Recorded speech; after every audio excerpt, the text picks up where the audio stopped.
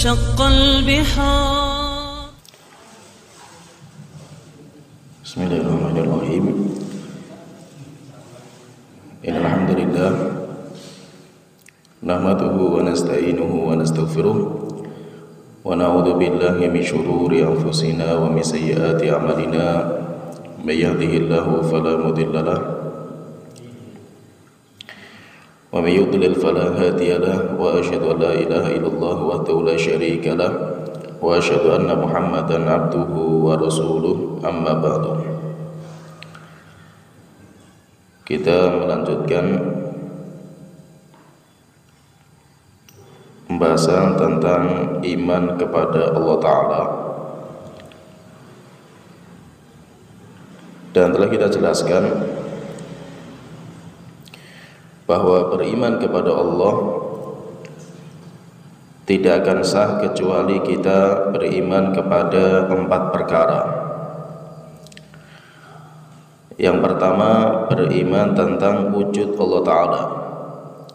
Allah itu ada walaupun mata kita sekarang belum bisa melihatnya. Kemudian yang kedua, beriman tentang sifat rububiyah atau sifat ketuhanan Allah Ta'ala, yaitu Allah itu yang menciptakan,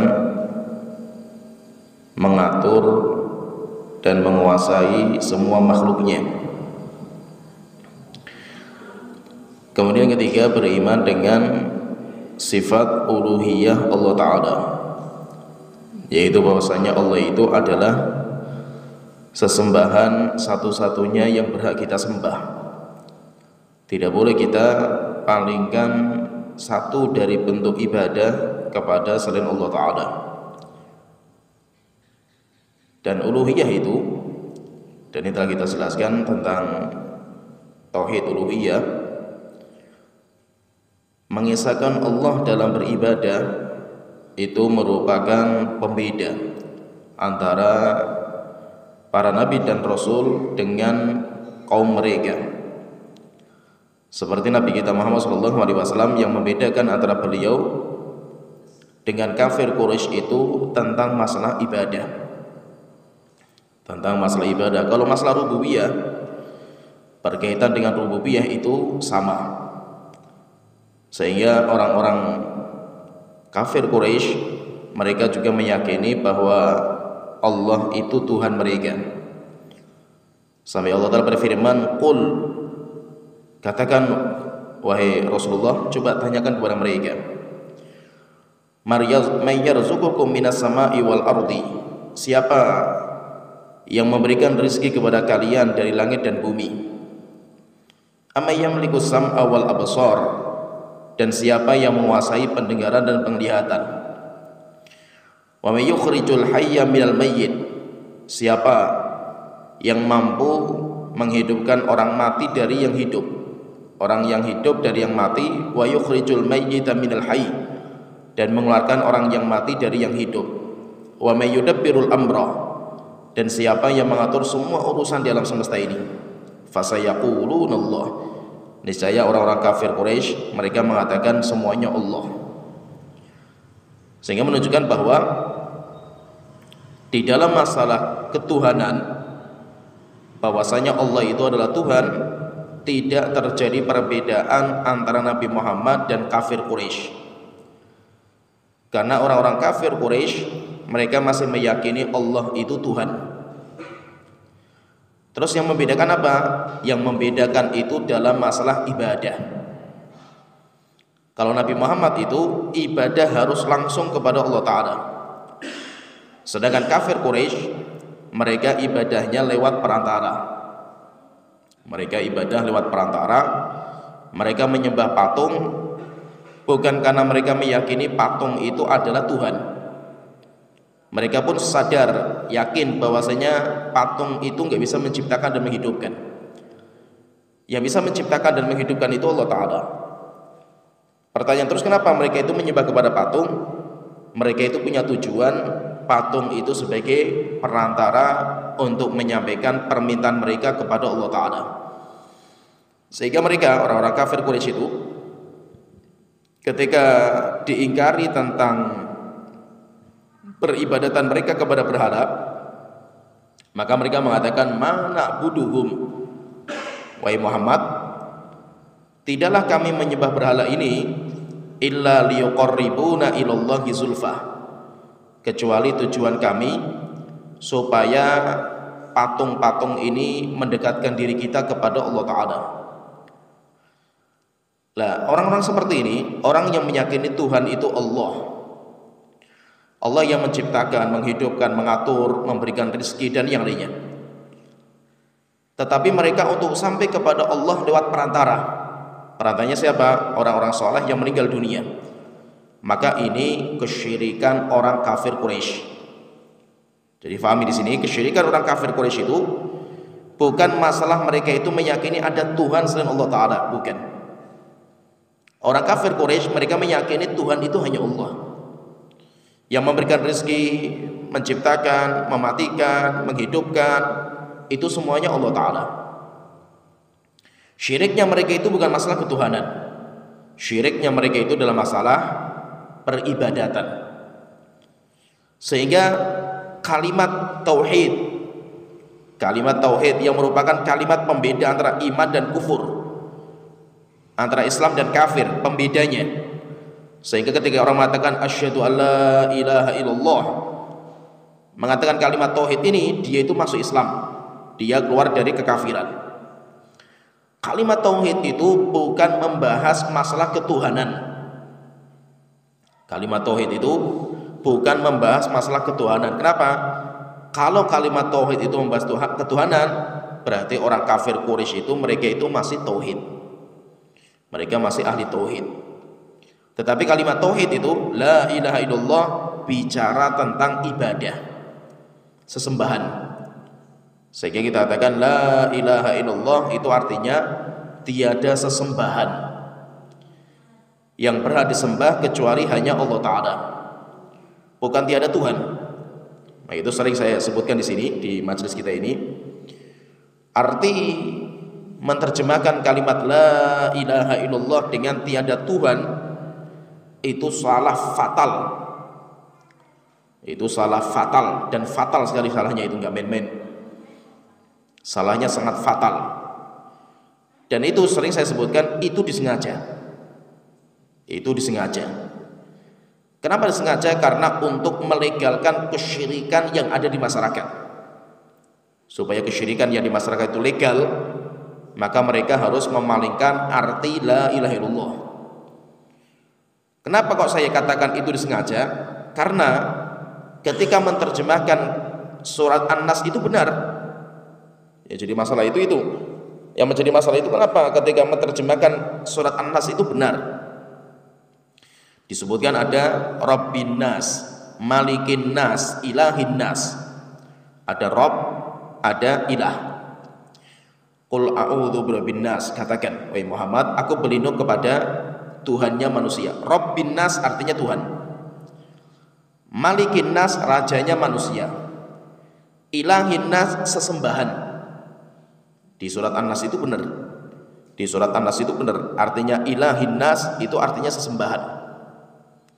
Tapi yang aneh itu, kenapa ketika menerjemahkan la ilaha, kalimatnya ilah juga, tapi setelah itu berubah jadi artinya tiada Tuhan. Bisa-bisanya menjadi Tuhan gitu.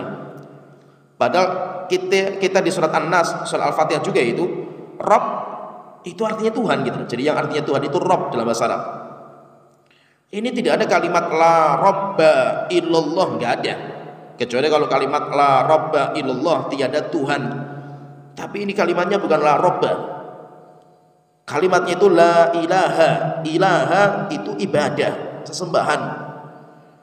Kok bisa-bisanya artinya itu la ilaha illallah itu artinya tiada Tuhan? Itu dari mana gitu? Nah, itu sering saya katakan itu disengaja.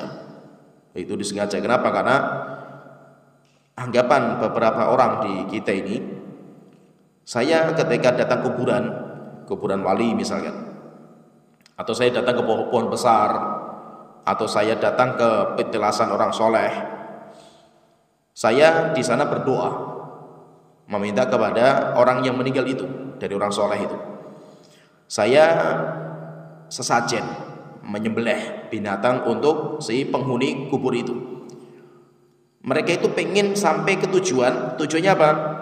Bahwasanya ini itu nggak syirik. Perbuatan yang saya kerjakan itu nggak syirik. Kenapa? Karena yang dinamakan dengan syirik itu ketika saya meyakini bahwa penghuni kubur ini menciptakan, menghidupkan, mematikan, mengatur alam.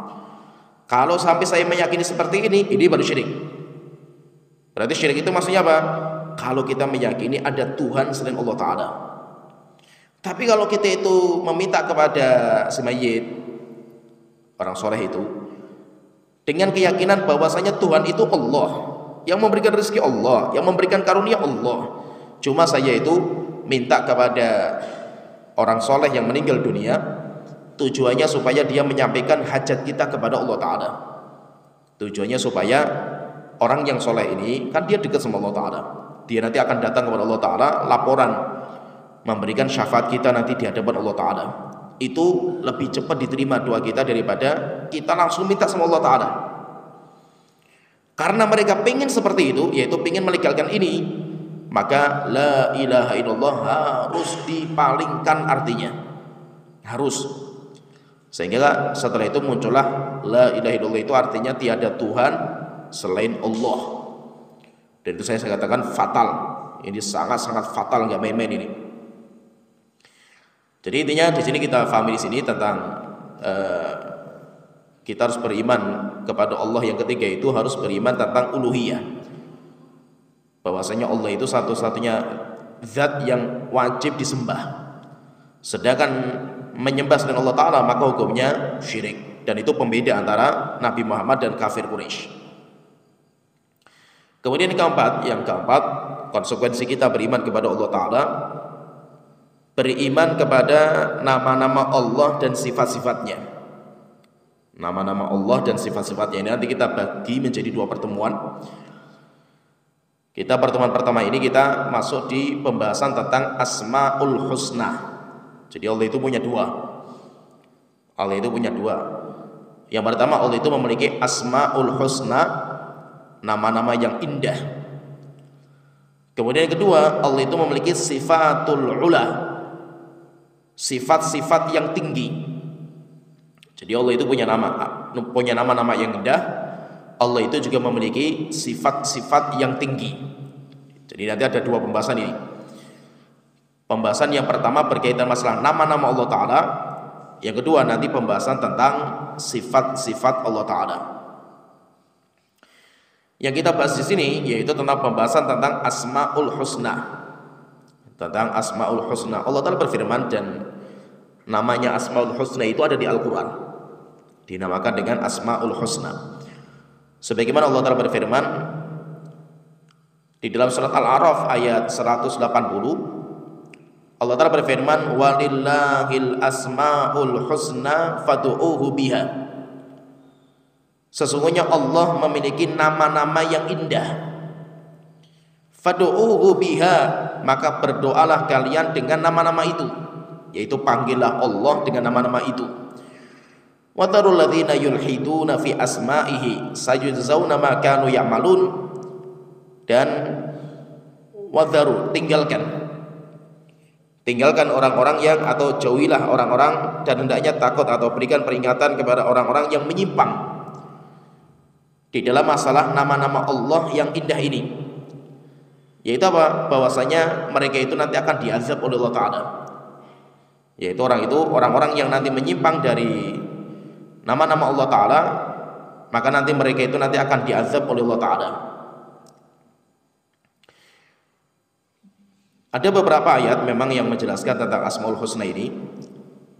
Contoh lagi misalkan Allah Ta'ala berfirman, Allahu la, dalam surat Tauha ayat 8, Allahu la ilaha illa huwa lahul asmaul husna.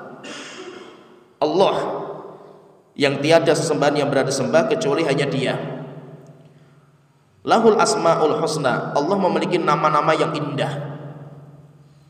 Allah Ta'ala juga berfirman dalam surat Al-Isra ayat ke-110.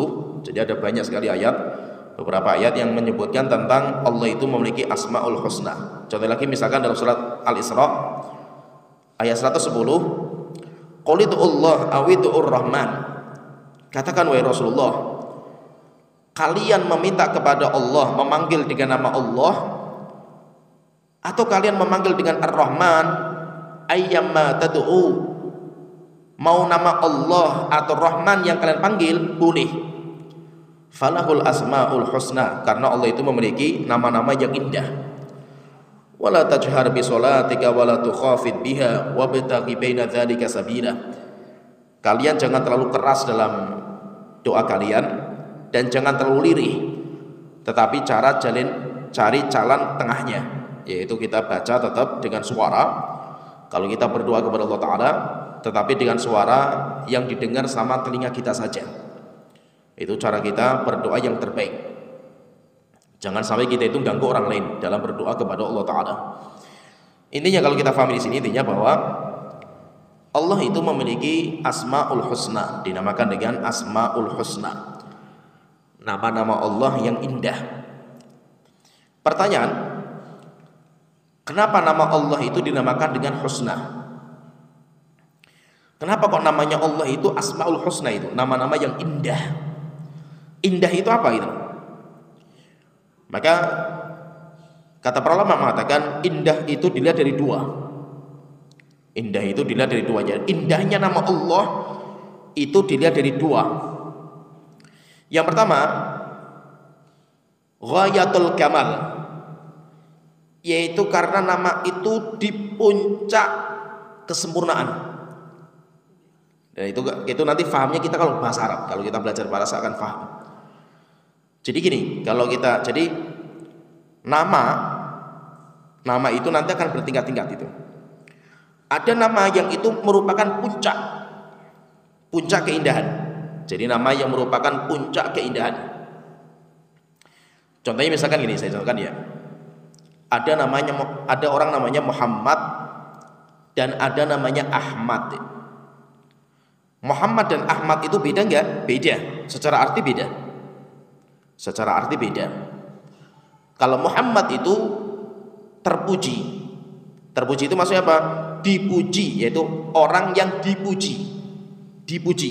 Muhammad itu dipuji. Itu maksudnya dipuji dari lisan-lisan orang yang memuji, itu namanya Muhammad. Sedangkan Ahmad terpuji. Ahmad itu terpuji, itu apa? Secara zatnya Nabi Muhammad itu orang yang paling terpuji daripada yang lainnya. Jadi maksudnya di sini, intinya di sini itu nama Allah itu nama puncak keindahan. Sehingga timbangan, kalau kita lihat ya, timbangan nama Allah itu timbangannya itu timbangan menunjukkan kesempurnaan. Contohnya misalkan Ar-Rahman, pakainya Ar-Rahman, Fa'lan, timbangannya kalau seperti itu. Ghaffar, timbangannya Fa'al. Kalau kita belajar bahasa Arab, ini yang bisa paham nanti kalau yang belajar bahasa Arab.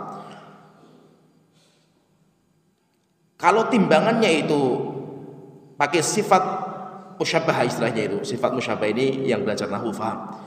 Sifat musyabbah maka itu di puncak makna. Bukan pakai isim fa'il. Kalau isim fa'il itu iya bisa, tetapi itu belum puncak.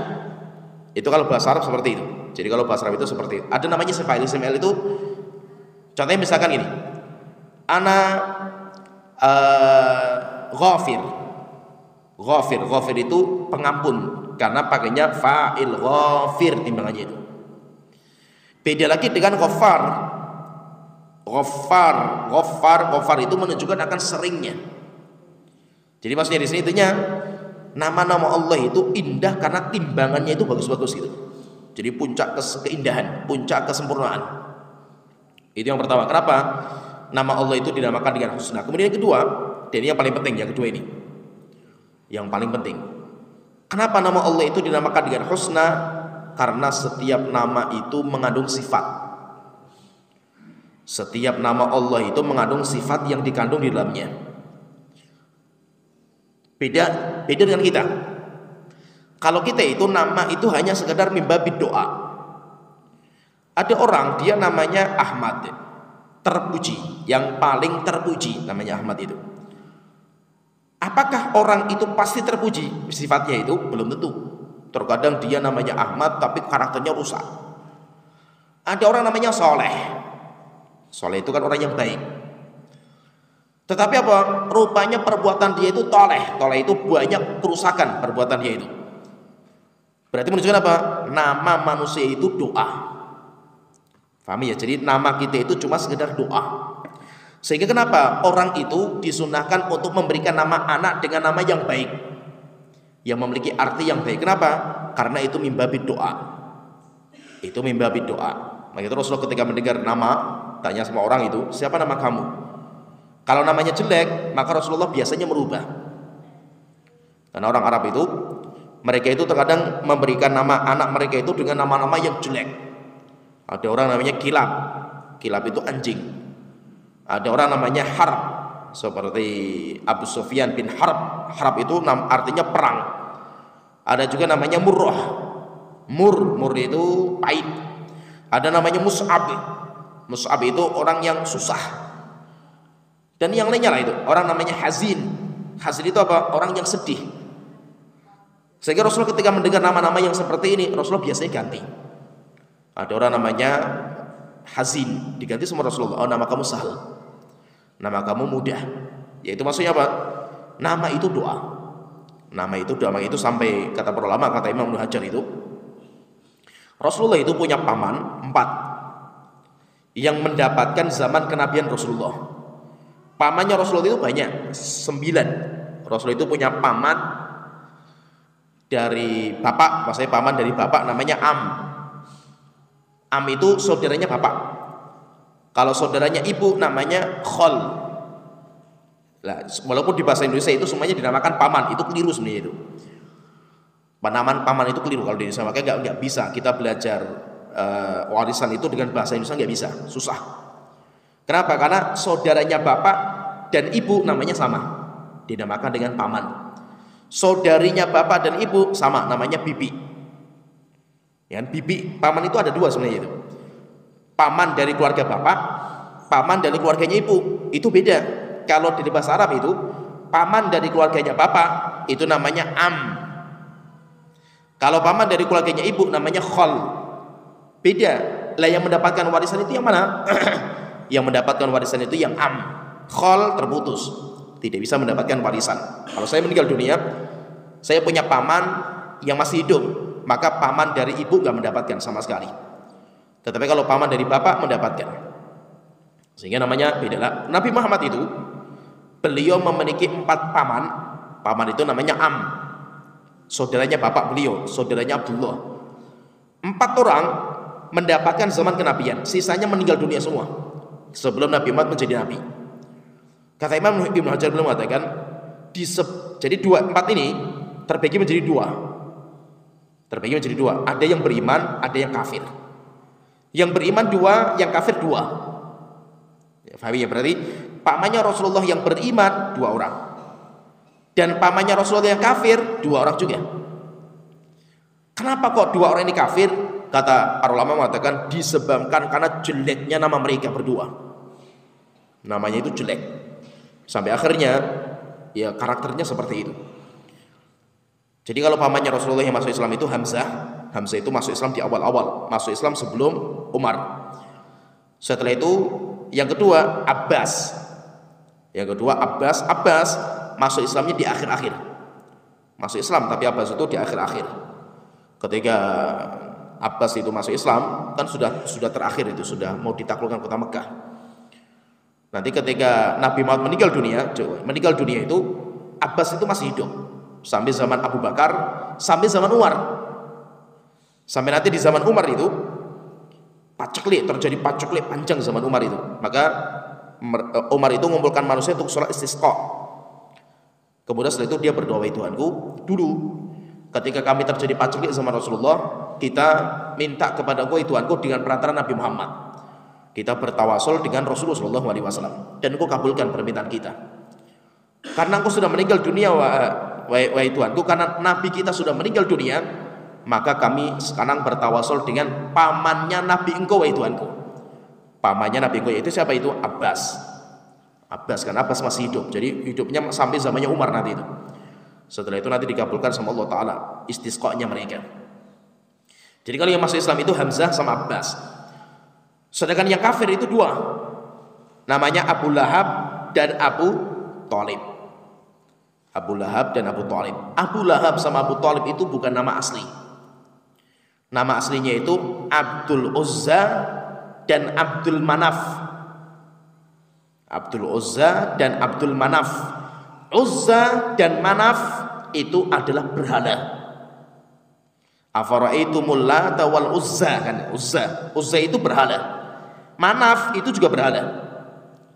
Karena mereka berdua ini namanya itu pengabdian, penghambaan kepada berhala Uzza dan Manaf, akhirnya mereka sampai mati gak mendapatkan hidayah.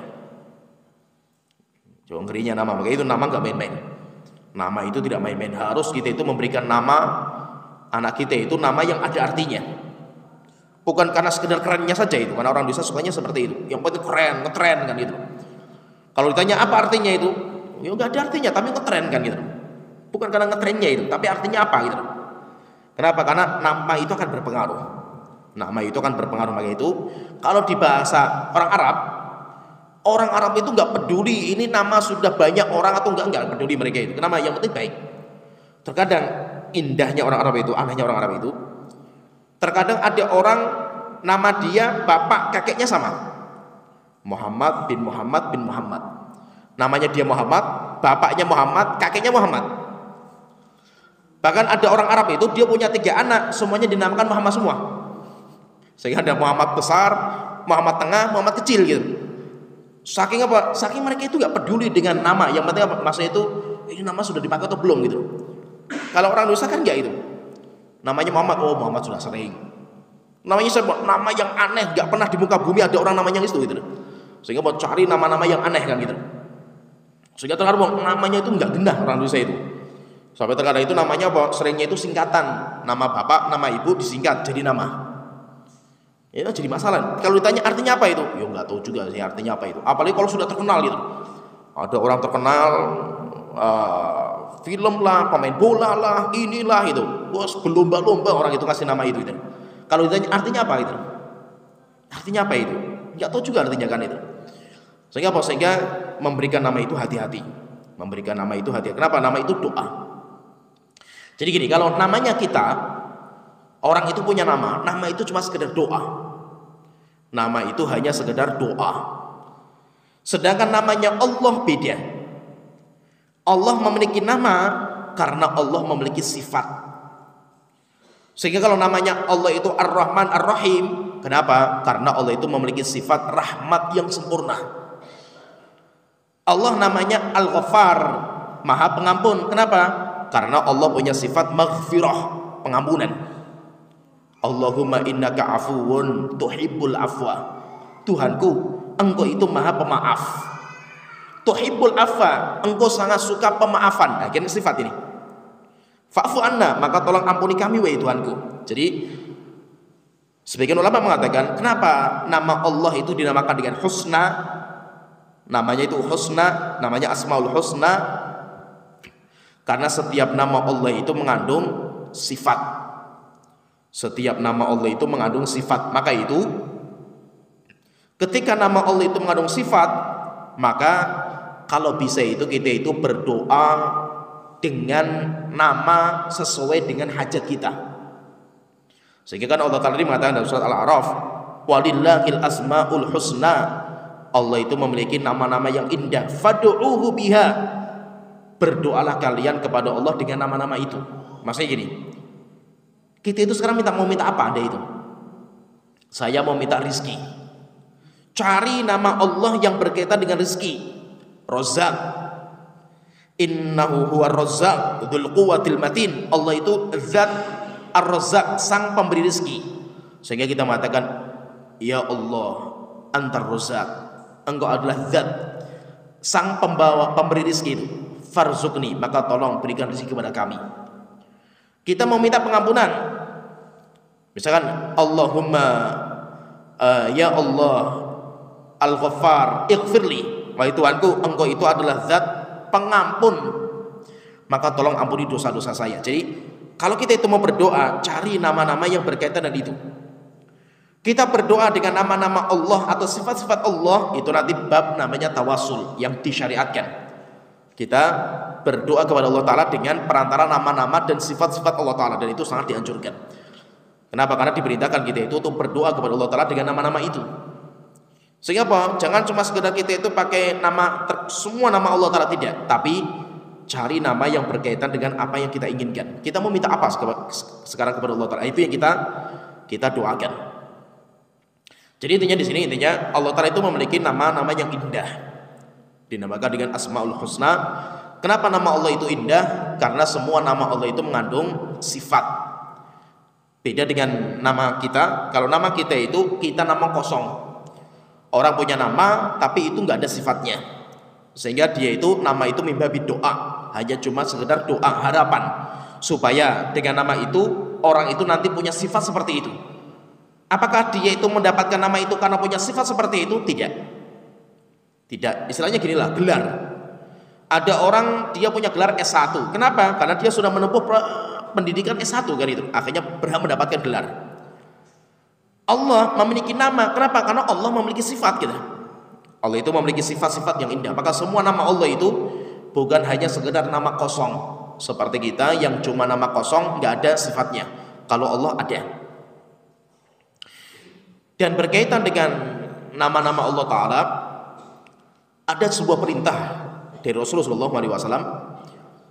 Dan nanti dari perintahnya Rasulullah itu nanti kita tergambar namanya Allah itu berapa sih gitu.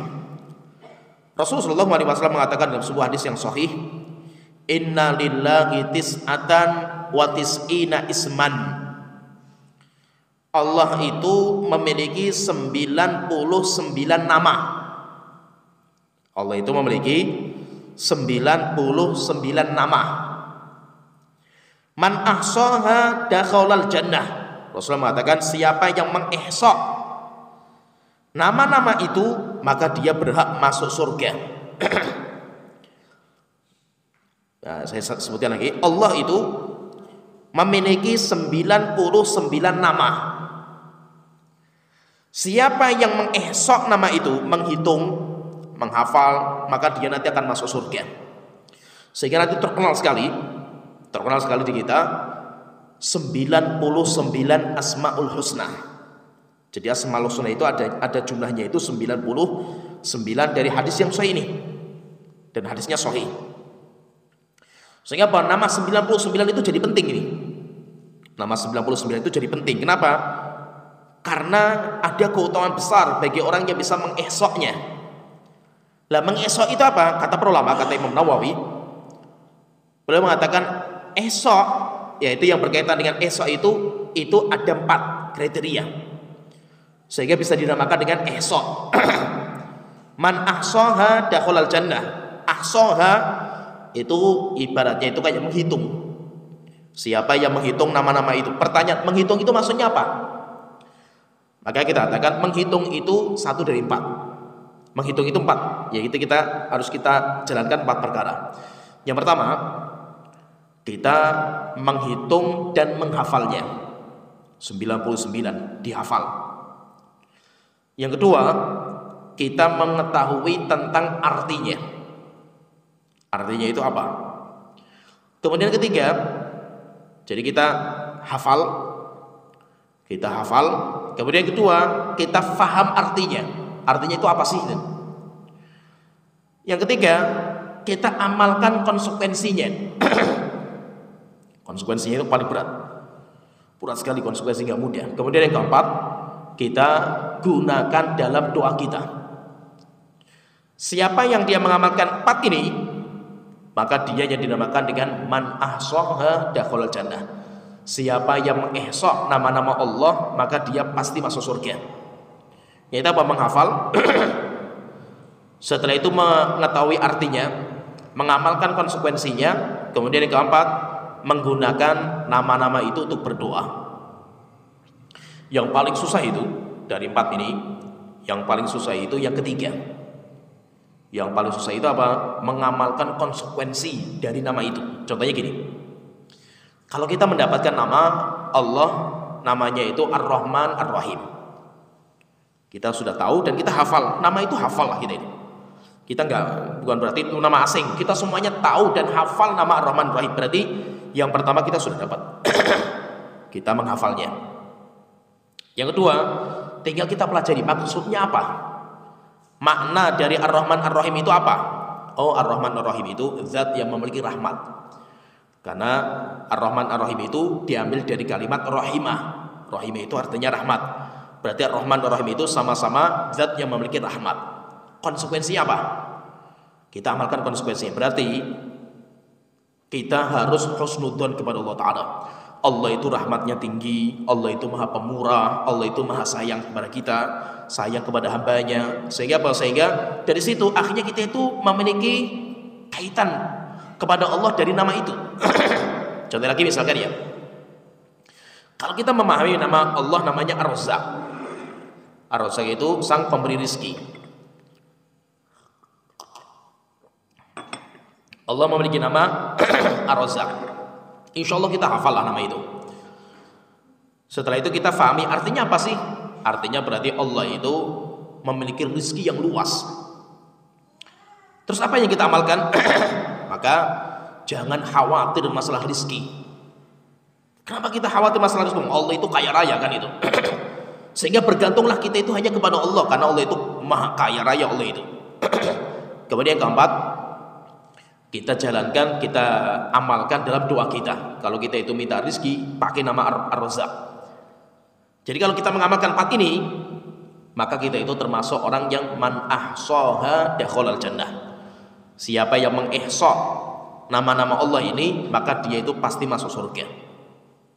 Pertanyaan, nama Allah itu ada berapa? Nama Allah itu ada berapa? Apakah benar nama Allah itu 99? Maka kita katakan nama Allah itu 99 yang berkaitan dengan man ahsaha dakhalal jannah. Jadi 99 itu khusus. Nama Allah yang khusus, yang Allah mengaitkan pahala. Pahalanya apa? Siapa yang bisa mengihsa, dia masuk surga. Itu pahalanya itu. Allah juga memiliki nama-nama yang lain, tapi tidak memiliki pahala seperti itu.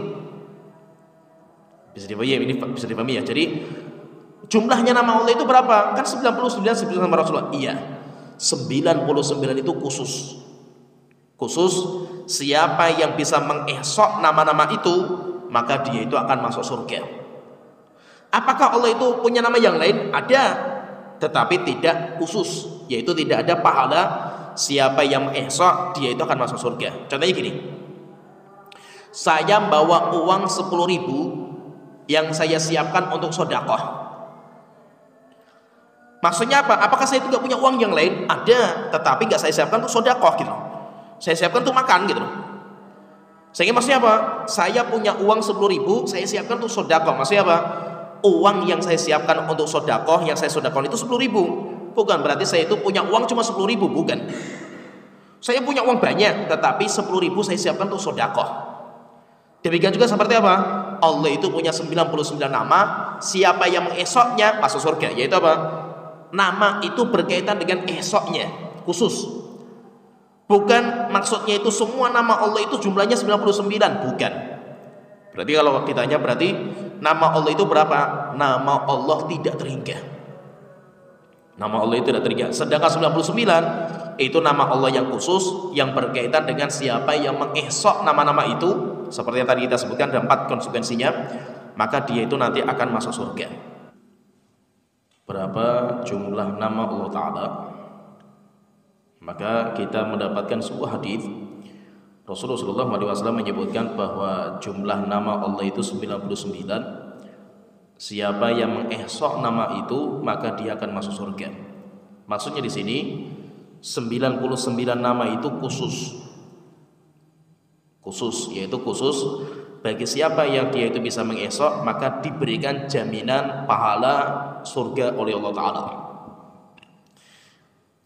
Apakah Allah itu gak punya nama yang lain? Kita katakan Allah punya, bahkan jumlahnya gak terhingga. Kenapa? Karena Rasulullah SAW itu beliau pernah berdoa kepada Allah Ta'ala dengan menyebutkan macam-macam nama Allah Ta'ala. Rasulullah SAW mengatakan, Allahumma inni as'aluka bikulli ismin huwalak. Tuhanku, sesungguhnya saya meminta kepada engkau dengan perantara semua nama yang kau miliki. Samaita bihi nafsak, engkau menamakan diri engkau dengan nama-nama itu. Au anzaltahu fi kitabik. Nah, ini ada nanti ada tiga macam nama Allah Ta'ala. Yang pertama, nama-nama Allah yang Allah miliki itu ada tiga. Yang pertama, anzaltahu fi kitabik, nama-nama yang engkau turunkan di kitab suci engkau, yaitu di mana? Di Al-Quran. Yang kedua, au allamtahu ahadan min khalqi, atau nama-nama yang kau ajarkan kepada salah sebagian dari hamba engkau. Siapa itu? Nabi kita Muhammad SAW dalam hadis-hadisnya beliau. Sehingga di Al-Quran banyak nama, di dalam hadis Rasulullah juga banyak nama. Kemudian yang ketiga, Rasulullah mengatakan awista'tsarta bihi fi ilmil ghaibi indak, atau nama-nama yang masih engkau sembunyikan, wahai Tuhanku, di diri engkau sendiri. Nah, yang ketiga ini yang poin penting ini. Berarti ada nama itu ada tiga, nama Allah itu ada tiga. Yang pertama, nama Allah yang Allah turunkan di Al-Quran. Yang kedua, nama Allah yang disebutkan sama Rasulullah diajarkan. Setelah itu Rasulullah menyampaikan kepada kita. Yang ketiga, ada nama-nama Allah yang masih Allah sembunyikan. Berapa jumlahnya? Wallahu a'lam, nggak ada yang tahu gitu loh. Maka kita katakan nggak terhingga. Kenapa? Karena nggak ada yang tahu jumlahnya itu. Hanya Allah yang tahu gitu. Nanti ketika di padang mahsyar Allah itu kan murka, di puncak kemurkaan. Allah marahnya luar biasa. Sampai ketika di padang mahsyar Allah datang murka Allah itu, semua ketakutan semua manusia itu. Akhirnya mereka datang ke Nabi Adam minta syafaat. Nabi Adam nggak bisa. Yaitu nggak bisa ngomong sama Allah Ta'ala, nggak berani Nabi Adam. Datang lagi ke Nabi Nuh, Nabi Ibrahim, Nabi Musa, Nabi Isa, sampai ke Nabi Muhammad. Akhirnya ketika datang ke Rasulullah, ke Nabi Muhammad, maka Rasulullah mengatakan, ha anadha, sayalah hari ini yang boleh bicara kepada Allah Ta'ala. Akhirnya Rasulullah cerita itu.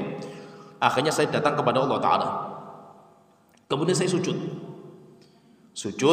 Kemudian selesai sujud, saya sujud. Setelah itu kata Rasulullah mengatakan, thumma futihat li al-mahamidu lam tuhtah ba'du.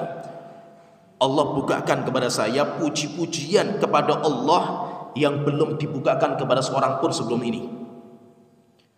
Sampai akhirnya Nabi Muhammad setelah itu muji Allah dengan nama-nama yang itu, ya puji-pujian yang belum pernah ada itu. Setelah itu baru kemarahan Allah itu reda.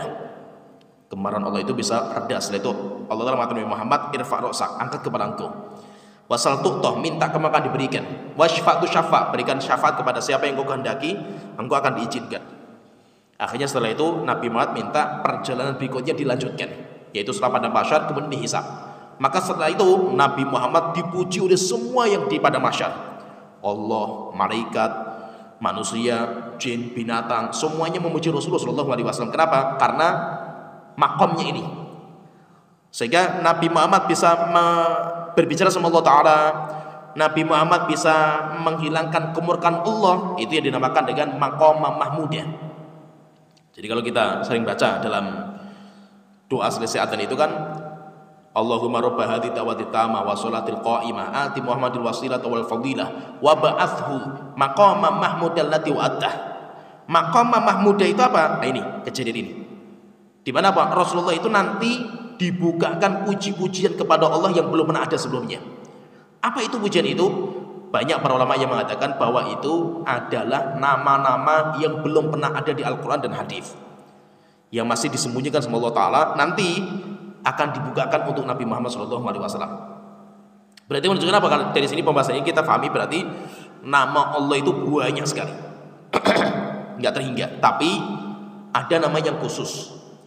Yang khusus itu namanya khusus, yaitu yang mendapatkan pahala besar itu, yaitu 99. Pertanyaan, kalau kita paham nama Allah itu banyak, tapi ada nama 99 yang mendapatkan pahala ihsa itu dapat surga. Pertanyaan, 99 itu apa saja itu? 99 nama itu apa saja? Ada sebuah hadis masyhur dikeluarkan oleh Imam Tirmidzi. Jadi ada sebuah riwayat, ini yang jadi masalah itu ada sebuah riwayat. Akhirnya kan nanti banyak itu di mushaf cetakan Indonesia loh. Di depannya itu ada, atau di belakang itu ada lembaran Asmaul Husna kan itu 99. Sampai juga dipasang di jalan-jalan itu. Misalnya dipasang di jalan-jalan. Demikian juga banyak juga masjid-masjid yang kaligrafinya itu Asmaul Husna 99. Masyhur lah setelah itu 99 itu apa saja itu masyhur. Sampai sering juga jadi puji-pujian ketika sebelum sholat berjamaah itu. Itu diambil nanti dari sebuah riwayat dikeluarkan oleh Imam Tirmidzi. Saya bacakan riwayatnya, terus nanti derajatnya apa riwayat itu. Dari Abu Hurairah radhiyallahu anhu, beliau berkata, Rasulullah SAW beliau bersabda, Inna lillahi tis'atan wa tis'ina isman. Allah memiliki 99 nama, mi'atan illa wahidah, 100 kurang 1. Innahu witrun yuhibbul witrah. Karena Allah itu maha tunggal, ganjil, maka Allah mencintai bilangan yang ganjil. Man hafidhaha dakhala jannah. Siapa yang menghafalnya, dia masuk surga. Ini namanya esok tadi. Setelah itu ada tambahan riwayat di sini yang dikeluarkan Imam Tirmidzi, ada tambahan lagi. Wahya Allahul wahidus somadul awwalul akhirul dhahirul batinul khaliqul bari'ul musawwirul malikul haqqul assalamul mu'minul muhaiminul azizul jabbarul mutakabbir ar-rahman ar-rahim al-latiful khabirus sami'ul basir al-alimul azim al-bar wal al-muta'al al-jalil al-jamil al-hayyu al-qayyum al-qadir al-qahir al-ali al-hakim al-qarib al-mujib al-ghani al-wahhab al-wadud asy-syakur al-majid al-wajid al-wali ar-rasyid al-ghafu al-ghafur al-halim al-karim at-tawwab ar-rabb al-mujid al-wali asy-syahid al-mubin al-burhan ar-rauf ar-rahim al-mubdi al-mu'idu al-ba'ithu al-warithu al-qawi asy-syadid ad-dar an-nafi'ul baqi al-waqi al-khafidur rafi'ul qabidu basitul mu'izzul mudhillu al-muqsid ar-razzaq dzul quwwatil matin al-qa'ibud daim al-hafid al-wakil al-fatir as-sami al-mu'ti al-muhyi al-mumitu al-mani'u al-jami'u al-hadiyu al-kafi al-abadu al-alimu as-sadiqu an-nuru al-muniru at-tamu al-qadimu al-witru al-ahadu somadu alladzi lam yalid wa lam yulad wa lam yakul lahu kufuwan ahad. Nah, ini lafaznya seperti ini. Disebutkan 99 dan itu sering ditulis. Demikian juga nanti disusun menjadi sebuah puji-pujian itu. Pertanyaan kita tanya di sini, ini derajat hadisnya kayak apa ini? Yang menyebutkan 99 itu apa saja? Ini sampai disebutkan semua. Maka kata para ulama, sepakat para ulama nggak ada khilaf. Jadi ada yang mengatakan sepakat nggak ada khilaf di kalangan ulama-ulama hadis bahwa penyebutan 99 secara rinci ini itu bukan sabdanya Rasulullah. Itu bukan sabdanya Rasulullah. Berarti apa? Itu termasuk hadis mudraj. Kalau kita belajar ilmu hadis, nanti ada namanya hadis mudraj. Jadi ada namanya mudraj. Apa itu hadis mudraj itu? Hadis yang mana rawi memasukkan beberapa lafaz ke dalam hadis itu. Orang mengira itu sabdanya Rasulullah, padahal itu bukan sabdanya Rasulullah itu. Itu namanya hadis mudraj yang disusupkan di dalam hadisnya Rasulullah SAW. Sehingga banyak para ulama yang mengatakan ini, bahkan sepakat ulama itu menukilkan sepakat para ulama bahwa penyebutan 99 secara rinci itu tidak ada hadis yang sahih. Kata Imam As-Sun'ani, beliau mengatakan ittafaqul huffadhu min a'immatil hadis. Sepakat para ulama-ulama ahlul hadis dalam masalah ini anna sardaha idrajun min ba'di ruwah, bahwa penyebutan rinci 99 itu apa saja ini tadi itu semuanya adalah tambahan dari seorang rawi, bukan tambahan dari Rasulullah SAW. Kalau seperti itu berarti apa? Kalau tambah seperti itu berarti hadisnya dhaif. Sehingga nanti didhaifkan sama Imam Ibnu Hazm, Imam Ibnu Arabi, Imam Ad-Dawudi dan yang lainnya banyak. Demikian juga Syekhul Islam dan yang lainnya banyak, dan yang menukilkan ijma itu banyak juga. yang menukilkan ijma. Imam Qayyim mengatakan as-sahih annahu laisa min kalami Nabi sallallahu alaihi wasallam. Pendapat yang kuat itu bukan dari sabdanya Rasulullah sallallahu alaihi wasallam. Berarti intinya apa? Intinya 99 itu apa saja, maka itu masuk dalam bab ijtihadiyah. Masih paham ya maksud itu? Ini termasuk bab ijtihadiyah. Maksudnya ijtihadiyah itu apa? Terbuka pintu, silakan Anda cari. Silakan Anda mencari 99 itu, dicari sendiri sesuai dengan kemampuan Anda. Oleh itu Syekh Utsaimin dalam kitab beliau, dalam kitab Al-Qawaidul Muthlah, itu beliau ketika membahas masalah ini maka beliau mengatakan jadi mengingatkan bahwa masalah ini penetapan 99 itu masuknya dalam bab ijtihadiyah. Maka setiap ulama itu terbuka pintu untuk meneliti sesuai dengan ilmu yang mereka miliki kan itu. Setelah itu beliau mengatakan, maka saya di sini pun berjuang untuk meneliti. Saya ingin mencari menetapkan 99 dari Al-Qur'an dan dari hadis Rasulullah SAW, tapi tidak berpangku kepada tadi penyebutan 99 ini tidak. Kemudian beliau mengatakan, dari apa yang saya teliti itu nanti saya mendapatkan ada nama yang saya bisa menjazm. Ini nama bagi Allah Ta'ala karena lafadznya jelas. Kemudian ada juga nama-nama yang saya ragu, itu termasuk nama Allah atau tidak. Contohnya misalkan nama Nur, Allahu nurus samawati wal ard. Nur itu nama Allah atau bukan? Itu saya mengatakan saya pun ragu dalam masalah ini. Kenapa? Karena ada kaidah penting dalam memahami nama Allah itu. Nama Allah itu harus mengandung sifat yang sempurna. Nur itu sifatnya apa gitu? Nur itu bukan sifat gitu. Dia tidak memiliki sifat gitu. Sehingga ragu dalam masalah ini juga. Demikian juga ada beberapa nama, seperti misalkan ya, nama Abdul Muhsin. Sampai Syekh Abdul Razak itu punya kitab juga membahas masalah ini tentang namanya Fiqhu Al-Asma'il Husna. Beliau juga dalam kitabnya itu beliau membahas panjang lebar tentang Abdul Muhsin itu nama Allah atau bukan gitu. Kenapa? Karena bapaknya beliau Syekh Abdul Razak itu kan bapaknya namanya Abdul Muhsin. Namanya kan Abdul Muhsin. Berarti kalau Abdul Muhsin kita perlu pelajari Abdul Muhsin, Muhsin itu nama Allah atau bukan gitu. Kalau Muhsin itu nama Allah, berarti boleh kita pakai namanya Abdul Muhsin, Abdul boleh. Tapi kalau Muhsin itu bukan nama Allah Ta'ala, maka nggak boleh kita pakai Abdul. Contohnya Nur. Kenapa kok Sufyan bingung? Karena kalau dia itu nama Allah, boleh kita katakan Abdul Nur, hambanya cahaya kan gitu. Kalau orang mengatakan Abdul Nur, budaknya cahaya, hambanya cahaya, bisa-bisa jatuh pada orang-orang Persia kan itu, orang-orang Majusi kan itu. Sehingga apa? Sehingga akhirnya Syekh Utsaimin pun bingung. Sehingga masa kata beliau, saya mendapatkan enggak semua itu pasti saya dalam masalah 99 itu. Ada beberapa nama yang saya ragu. Ya, apakah itu nama Allah atau tidak itu ragu. Kenapa? Karena dalilnya enggak jelas. Intinya di sini penetapan 99 apa saja secara rinci itu perkara ijtihadiyah. Sehingga mungkin kalau berpangku pada hadis tadi, ya berarti itu yang dipakai, tetapi dalilnya lemah karena itu bukan sabdanya Rasulullah.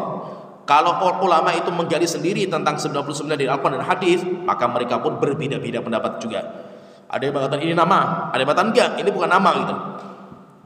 Kenapa? Karena ya beberapa nama itu global. Nama Allah itu global. Akhirnya ulama itu berbeda pendapat. Intinya di sini, kita paham di sini. Kalau kita itu mempelajari apa nama Allah yang 99 itu, ya kita berjuang untuk menghafal nama-nama yang kita itu tahu, kemudian kita itu pelajari maksudnya itu apa, nama itu tuh maksudnya apa. Karena pahami di sini ya, terjemahan itu nggak bisa mewakili. Terjemahan Indonesia itu nggak bisa mewakili. Banyak sekali bahasa Arab yang nggak bisa diterjemahkan, tidak bisa diterjemahkan, dan terjemahan pun kaku dan kacau. Karena nggak ada yang tepat. Seperti Ar-Rahman Ar-Rahim, apa terjemahnya? Nggak bisa diterjemahkan, nggak bisa terjemahkan. Kenapa? Karena semua penterjemahnya keliru.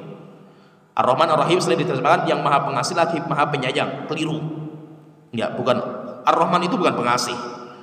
Ar-Rahim itu bukan penyayang, bukan. Ar-Rahman pengasih, Ar-Rahim penyayang, bukan. Keliru. Terus artinya apa? Nggak ada artinya. Kenapa? Karena hanya bisa dimaksudkan. Maksudnya itu ini. Jadi yang penting kita tahu nama Allah Ta'ala, kita hafal. Kemudian yang kedua, kita tahu maksudnya itu apa nama itu. Yang ketiga, kita amalkan konsekuensinya. Konsekuensinya itu kalau memang Allah itu Maha Pengampun, maka kita itu ketika berbuat jatuh dan dosa dan maksiat, segera kita itu minta pengampunan kepada Allah Ta'ala. Kalau Allah itu Maha Pemberi rizki, Ar-Razzaq, maka kita harus yakini bahwa Allah itu kaya raya. Gak usah kita bergantung dengan makhluk yang lain. Kita hanya bergantung kepada Allah Ta'ala. Gak usah khawatir masalah rizki, karena Allah itu Maha Kaya. Nah, jadi itu namanya mengamalkan konsekuensi. Yang ketiga, yang keempat terakhir, kita gunakan nama-nama itu untuk berdoa kepada Allah Ta'ala. Kita panggil dengan nama-nama itu. Maka Allah Ta'ala mengatakan, ayyamma tad'u, apa saja kamu memanggil nama Allah, selama itu nama Allah Asmaul Husna, silakan. Falahul Asmaul Husna, karena Allah itu memiliki nama-nama yang indah-indah. Ya, sampai di sini pembahasan kita ringkas secara ringkas tentang Asmaul Husna. Kalau pengen belajar lebih detail lagi tentang arti maksud dari Asmaul Husna, maka nanti banyak para ulama yang mengarang tentang fiqhu al-asma'il husna, fikih atau penjabaran atau penjelasan secara detail tentang maksud makna dari Asmaul Husna itu apa, nama-nama yang Allah sebutkan itu apa maksudnya. Itu nanti ada kitab sendiri dan itu panjang, kalau kita pelajari panjang lebar. Ya, sampai di sini pembahasan itu, mudah-mudahan bisa bermanfaat. Wa akhiru da'wana alhamdulillahirabbil alamin. Subhanallahi wa syada la ilaha illa anta astaghfiruka wa atubu ilaik. Wa sallallahu ala nabiyyina Muhammad wa ala alihi washabihi ajmain.